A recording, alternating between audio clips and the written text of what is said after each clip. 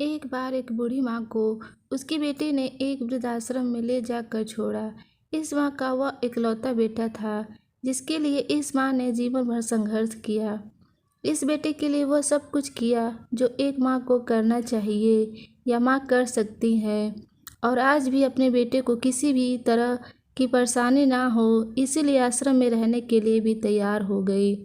वृद्धाश्रम में रह रही माँ हमेशा अपने बेटे को याद करती, मगर बेटा केवल साल में एक बार उसको मिलने जाता या फिर फ़ोन पर बात कर लेता। कई साल बीत गए। वृद्धाश्रम से बेटे को एक दिन फ़ोन आया। उन्होंने कहा, बेटा जल्दी से आश्रम आके अपनी माँ से मिल लो, वो बहुत सीरियस है।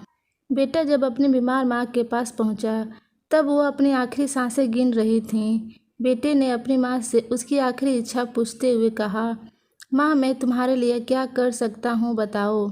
माँ ने कहा, बेटा इस आश्रम में गर्मी और मच्छर बहुत ज़्यादा हैं, यहाँ पर कुछ पंखे लगवा देना।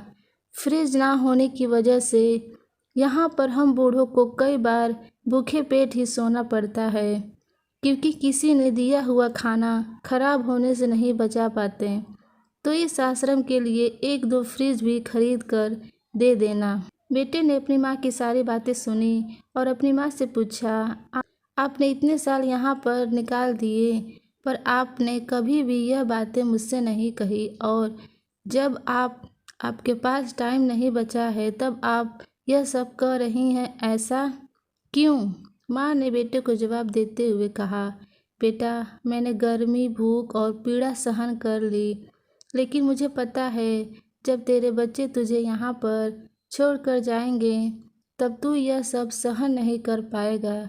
इसलिए तेरी सुविधा के लिए मैं तुझे यह सब लगवाने के लिए कह रही हूँ।